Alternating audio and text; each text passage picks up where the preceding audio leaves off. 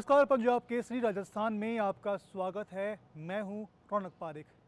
खबरों के special segment खबर दिन भर में अब शुरुआत करेंगे। पहली खबर बाड़मेर से, जहां पर जालोर में दलित छात्र की मौत का मामला अभी शांत भी नहीं हुआ कि बाड़मेर में एक शिक्षक ने दलित छात्र के साथ परीक्षा में लेट आने के कारण उसकी पिटाई कर दी, जिसके बाद बच्चे को अस्पताल के इमरजेंसी वार्ड में भर्ती करवाया गया। मामला सामने आने के बाद पुलिस आरोपी शिक्षक अशोक माले को गिरफ्तार कर लिया गया। वहीं कोतवाल गंगाराम के अनुसार 7वीं में पढ़ने वाले कृष्ण को शिक्षक ने परीक्षा के दौरान क्लास में लेट आने के कारण पीटा था, जिससे उसकी तबीयत खराब हुई और उसके बाद तुरंत उसे अस्पताल ले जाया गया। घटना की सूचना के बाद बच्चे के परिजन और दलित नेता जिला अस्पताल पहुंचे और परिजनों ने पुलिस अधिकारियों से मिलकर के शिक्षक के खिलाफ सख्त कार्रवाई की मांग की। 4 नंबर स्कूल में पढ़ता है और आज उनका टेस्ट था और दोनों बच्चे साथ में पढ़ते हैं 7वीं में और 4 नंबर उनका टेस्ट था। टेस्ट पेपर हुआ तो वो उनके सामने कॉपी लेकर सर के पास गया तो उनके एक सवाल बाकी था, तो बोला कि तूने ये सवाल पूरे क्यों नहीं किए, ऐसे थप्पड़ मारे। तो वो बोला कि सर मैं एक सवाल थोड़ा और टाइम दो, मैं सवाल कर दूंगा और मुझे ऐसे ही मत मारो। तो बोला कि तू मेरे सामने जबान करता है कि चटिया होके, उसको ऐसे मुक्के से मारा। स्कूल में 20 बच्चे जो अभी बोले मेरे घर पे आके, और अभी पता नहीं बोलेंगे नहीं बोलेंगे मुझे नहीं पता। और वो जब स्कूल में गई 20 बच्चे ने बोला कि इनको इस तरह से मारा। वो स्कूल गया था और वहाँ के स्कूल के टीचर ने पढ़ाने की बजाय उसके साथ में बहुत बेरहमी से मारपीट की, जिससे उसके पूरा चेहरा लाल हो गया। जगह जगह उसके खून के भरे हुए चमड़ी में दाग हैं। और इस प्रकार पहले तो सुरणे के अंदर एक टीचर द्वारा मारपीट करने से एक बच्चा खत्म हो गया और ये बच्चा बेहोश हो गया। स्कूलों के अंदर अध्यापकों को पढ़ाने की बजाय इन्होंने मारपीट करने का जो काम शुरू किया है, इसको सरकार को बहुत बड़ा संज्ञान में लेकर के इन शिक्षकों को स्कूल में निर्देश दिए जाने चाहिए कि बच्चों के साथ में मानवीय दृष्टिकोण अपनाते हुए उनको पढ़ाने का काम करें, न कि मारपीट का काम करें। कोतवाली थाने के एसएचओ गंगाराम खावा के मुताबिक बच्चे के परिजन की रिपोर्ट के आधार पर मामला दर्ज कर लिया गया है और आगे की कार्रवाई शुरू कर ली गई है। साल का बच्चा GUPS नंबर 4 के 7वीं कक्षा का स्कूल में कोई शिक्षक ने मारपीट की और अस्पताल में लेकर आए। इस पर यहाँ आए और इलाज के लिए तैयारी थी। इलाज चल रहा है, अभी परिजनों से बात करके और जांच कर रहे हैं। जैसी रिपोर्ट देगी उसको आगे करेंगे। क्या बताया परिजन ने, क्या बच्चा बेहोशी के हालात में? परिजनों ने नहीं, घर पे आए तब ठीक था, उसके उल्टी हो रही थी। परिजनों ने बताया कि बच्चे के साथ मारपीट की उनके शिक्षक ने। तो अभी शिक्षक को भी बुला रहे हैं, बात करते हैं। जांच करके जैसी रिपोर्ट देंगे उसके मुताबिक आगे कार्य करेंगे। बच्चे की ब्लीडिंग भी हुई है? नहीं, ब्लीडिंग मैंने नहीं देखी, ब्लीडिंग नहीं देखी मैंने तभी अस्पताल में आया तब। पीसीसी चीफ गोविंद सिंह डोटासरा बीकानेर दौरे पर रहे, जहां जयपुर बाईपास पर कार्यकर्ताओं ने उनका फूल मालाओं के साथ स्वागत किया। इस दौरान जिला अध्यक्ष यशपाल गहलोत, सुनीता गौड़ सहित पार्टी के कार्यकर्ता और पदाधिकारी मौजूद रहे। इसके बाद डोटासरा प्रतिपक्ष नेता रामेश्वर डूडी के निवास पर पहुंचे और उनकी माता के निधन पर शोक व्यक्त किया तथा परिजनों को ढांढस बंधाया। थोड़ी देर वहां रुकने के बाद गोविंद सिंह डोटासरा सर्किट हाउस पहुंचे, जहां कार्यकर्ताओं से संवाद किया और उनकी समस्याएं सुनी। इस दौरान लंपी बीमारी से ग्रस्त गौवंश को लेकर के जिला कलेक्टर को फोन किया और तत्काल समाधान करने के निर्देश दिए। वहीं दूसरी ओर इस दौरान डोटासरा ने सर्किट हाउस में पत्रकारों से बातचीत की। वहां उन्होंने कहा कि राज्य में अब 3rd ग्रेड शिक्षक के ट्रांसफर भी होने चाहिए और वो इस बारे में मुख्यमंत्री अशोक गहलोत और शिक्षा मंत्री डॉक्टर BD कल्ला से बात करने वाले हैं कि इन 13 जिलों में आने वाले लोग बहुत ज़्यादा हैं। जो बॉर्डर लाइन पे जो पिछड़े ज़िले हैं उन पे टीचर हैं वो यहाँ आना चाहते हैं, लेकिन अगर हम उनको सबको पहले ट्रांसफ़र कर देते तो वहाँ सब सरकारी स्कूलें खाली हो जाती, तो उनके साथ में अन्याय हो जाता। अब चूंकि टीचर की नई भर्ती आ रही है, 51,000 टीचर हम लोग ले रहे हैं, 11 हमने लिए हैं, तो निश्चित रूप से जब ये इनकी भर्ती हो तो मेरा व्यक्तिगत रूप से ऐसा मानना है, पार्टी प्रदेश अध्यक्ष के नाते भी ये मानना है कि 3rd ग्रेड के टीचर के सरकार को ट्रांसफर करने चाहिए। और जब ये जो नया लोट आए, नए टीचर आए, तो उनमें से काफ़ी लोग उधर भी मेरिट के हिसाब से चले जाएंगे, तो वहाँ भी स्कूलें बंद नहीं होंगी और यहाँ भी नहीं होंगी। तो इसके ऊपर मेरी मुख्यमंत्री जी से और मंत्री जी के साथ में कई बार चर्चा हो चुकी है। हम लोग प्लान बना रहे हैं, आने वाले समय में हम उम्मीद कर सकते हैं। प्रदेश में 26 तारीख को छात्र संघ चुनाव होने हैं। उससे पहले मान मनुहार और वोट बटोरने का सिलसिला प्रत्याशियों ने शुरू कर दिया है। तो वहीं दूसरी ओर मतगणना की तारीख से पहले ही संगठनों में बगावत के सुर बुलंद होने लगे हैं। बीकानेर के NSUI संगठन में बगावत शुरू हो चुकी है। पैनल में नाम तय होने के बाद भी राजकीय डूंगर महाविद्यालय में अन्य प्रत्याशियों को टिकट देने के बाद NSUI जिला अध्यक्ष सुंदर बरड ने खुलेआम बगावत करने के संकेत दिए हैं और टिकट वितरण को लेकर के जमकर सांठगांठ का आरोप लगाया है। सब लोगों ने NSUI के पदाधिकारियों ने बैठ के तय किया था कि अपने को टिकट किसको देना है। सब ने एक साथ मिलकर चुना था कि अपन को टिकट इस लड़के को देना है। अब इसके बाद संगठन के पता नहीं क्या प्रेशर दबाव रहा कि संगठन ने निर्णय जो एकदम एक नए लड़के को दे दिया टिकट, जिसको आज डूंगर कॉलेज की छात्र शक्ति जानती नहीं है। मेरे समझ से परे हैं कि ऐसे लोगों को, ऐसे लड़के को क्यों टिकट दे दिया, क्या संगठन दबाव में रहा। मैंने इस सब छात्रों से जब पूछा तो इन्होंने सबके बागिते और सामने है कि अपन ऐसे संगठन में एक साथ नहीं रह सकते। राजस्थान विश्वविद्यालय में होने वाले छात्र संघ चुनावों को लेकर के अखिल भारतीय विद्यार्थी परिषद ने अपना 25 सूत्रीय घोषणा पत्र जारी कर दिया है। इसमें एक बार फिर से यूनिवर्सिटी को वाईफाई करने के साथ ही CCTV कैमरे लगाने जैसे मुद्दों को शामिल किया गया है। घोषणा पत्र को 4 सेक्शन में बांटा गया है, जिसमें एकेडमिक, इंफ्रास्ट्रक्चर, एक्टिविटी और गर्ल्स स्टूडेंट के लिए क्या खास किया जाएगा, इसकी जानकारी दी गई है। गर्ल्स विद्यार्थियों की सुरक्षा के लिए यूनिवर्सिटी में महिला गार्ड को लगवाने की मांग करने जैसे मुद्दे शामिल किए गए हैं। होशियार मीणा ने बताया कि पिछले कुछ सालों से ABVP का प्रत्याशी अध्यक्ष नहीं बन पाया, लेकिन इस बार हमारा पूरा पैनल जीतकर आएगा। शिक्षा नीति को लागू करवाने के लिए विद्यार्थी परिषद का प्रतिनिधि मंडल गवर्नर सर से मिला और गवर्नर सर से मिलकर मांग की कि राजस्थान में राष्ट्रीय शिक्षा नीति जल्द से जल्द लागू की जाए।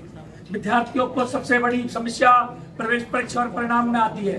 राजस्थान में प्रवेश परीक्षा और परिणाम की स्थिति आप लोगों से छुपी हुई नहीं है। जिस तरीके से लेट गति बीन में चल रही है, उसके ऊपर छात्र संघ का प्रभाव भी दिखाई दे रहा है, जिसके कारण आज विभिन्न तरह की समस्याएं आ रही है। वहीं बात करें जोधपुर के जय नारायण व्यास विश्वविद्यालय में निर्दलीय और बागी चुनावी समीकरण बिगाड़ सकते हैं। मंगलवार को नाम वापसी के बाद कई उम्मीदवारों ने विश्वविद्यालय की फाइनल लिस्ट जारी हो चुकी है। चुनाव 26 अगस्त को हैं और जय नारायण व्यास विश्वविद्यालय के छात्र संघ चुनाव के मुख्य निर्वाचन अधिकारी प्रोफेसर संगीत लोकर ने बताया कि चुनाव निष्पक्ष करवाए जाएंगे। कोरोना की 2 साल बाद चुनाव हो रहे हैं, ऐसे में वोट भी बढ़ेंगे। उन्होंने बताया कि मतदान के लिए पूरी तैयारी कर ली गई है।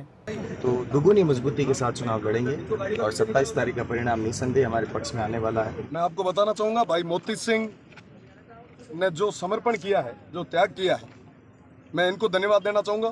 भाई अरविंद सिंह और मोती सिंह दोनों एक और एक होके 11 बने और मैं विश्वास के साथ कह सकता हूँ आने वाली 27 तारीख को हम विजय पताका फहराएंगे। कोई दुनिया का लाल हमें रोक नहीं सकता। और मैं विरोधियों को कहना चाहूँगा, आपने हर संभव प्रयास किया, पर हम एक थे, एक हैं और एक रहेंगे। मेरे को संपूर्ण माहौल ABVP के पक्ष में लग रहा है, क्योंकि अखिल भारतीय विद्यार्थी परिषद ने मेहनत करी है। हम सबकी मुस्कान ये आपको प्रदर्शित कर रही है कि हम अखिल भारतीय विद्यार्थी परिषद चुनाव जीत रहा है।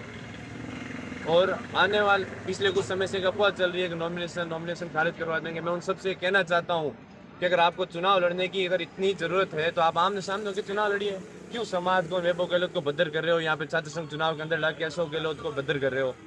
इसका जवाब वैभव गहलोत को और अशोक गहलोत को, यहाँ की छात्र, उनका जवाब, संपूर्ण जवाब 26 तारीख को मिलेगा और 27 तारीख को यहाँ से उनकी घर रवानगी होगी। और आने वाले विधानसभा चुनाव में भी उनकी घर रवानगी हमेशा के लिए हम कर देंगे। धन्यवाद। छात्र संघ चुनाव जय नारायण व्यास विश्वविद्यालय के 26 तारीख को संपन्न होने जा रहे हैं, जिसके लिए आज से हमने वैधानिक जो प्रक्रिया है वो प्रारंभ कर ली है।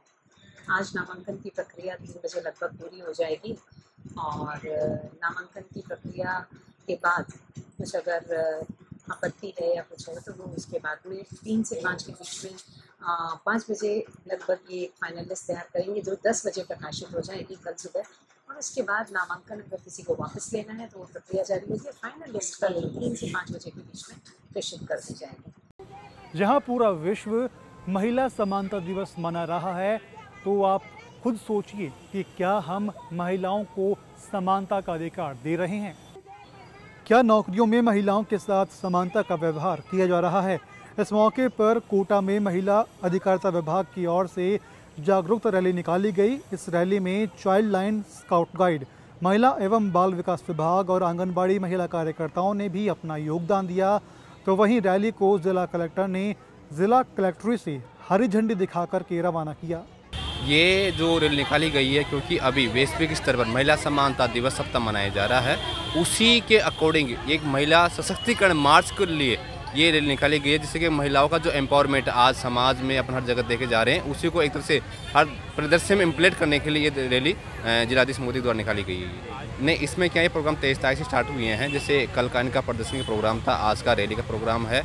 कल का जिला विधिक प्राधिकरण के साथ में डिबेट का प्रोग्राम रहेगा इसके अंदर। फिर 26 तारीख को एक बड़ा प्रोग्राम रहेगा जो यूआईटी ऑडिटोरियम के अंदर किया जाएगा। उसमें जो भी महिलाएं जिनको किसी प्रकार से सरकारी स्कीम में लाभान्वित किया गया है, उन सभी को सम्मानित किया जाएगा। प्रदेश में खनन माफिया कितना एक्टिव है और उसकी ताकत क्या है, उसकी बानगी हम भरतपुर में देख चुके हैं। पूरे प्रदेश में हालात बेहद ज़्यादा खराब हो चुके हैं। प्रदेश में आम जनता खनन माफिया की दादागिरी से परेशान है। मामला दौसा के भेडोली ग्राम का है, जहां खनन माफिया गांव वालों को नुकसान पहुंचा रही हैं, जिसकी शिकायत प्रशासन से कई बार की गई, लेकिन प्रशासन मौन है। अगर कोई उनकी शिकायत करता भी है तो वह उसे परेशान करते हैं और प्रशासन भी उनकी अनदेखी करता है। पिछले कई सालों से लगातार अवैध खनन जोरों पर है, जिसके चलते स्थानीय लोग भय के साए में जीने को मजबूर हैं।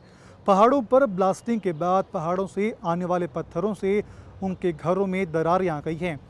गांव के ऊपर पत्थर आ रहे हैं और खान की तरफ भी जा रहे हैं और हमें किसी के रोजगार से कोई दिक्कत नहीं है, पर ये जो पत्थर गांव की तरफ जाते हैं ना, उससे हम बहुत डरे हुए हैं। रात को सो नहीं पाते। रात को 12-12 बजे हॉल चलते हैं और हॉल चलने से जो यहाँ अफरा तफरी मची हुई है, हम सब परेशान हैं। हमें पूरा गांव पलायन करने को मजबूर है। कुछ तो गांव छोड़ छोड़ के चले गए और बचे हैं जो डरे और सहमे हुए रहते हैं। तो प्रशासन से निवेदन है कि हमारा कुछ प्रबंध करें। राजस्थान में जैसे जैसे चुनाव नज़दीक आते जा रहे हैं, वैसे वैसे कई संगठन अपनी मांगों को लेकर के सक्रिय हो रहे हैं।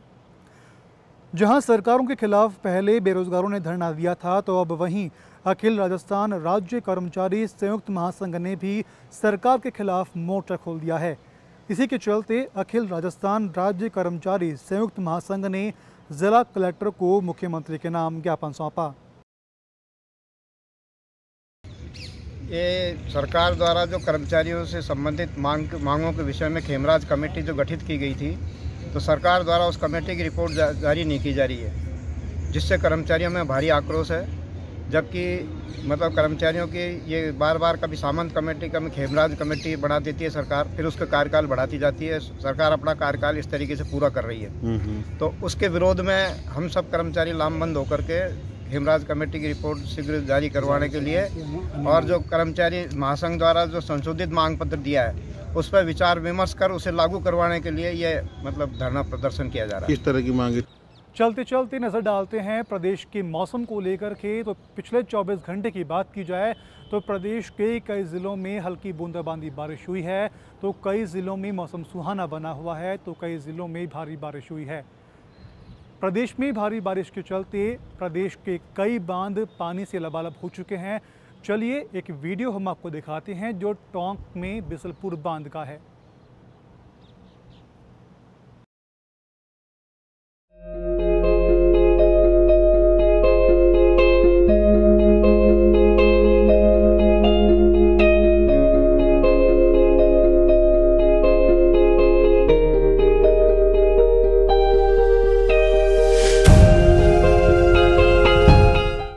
खबरों में फिलहाल अभी के लिए इतना ही। देश और दुनिया की तमाम बड़ी खबरों के लिए आप बने रहिए पंजाब केसरी टीवी राजस्थान के साथ। और अगर आपको ये वीडियो पसंद आए हैं तो वीडियो को लाइक करिए, शेयर करिए और अपने दोस्तों के साथ उसको शेयर करके सब्सक्राइब भी करिए।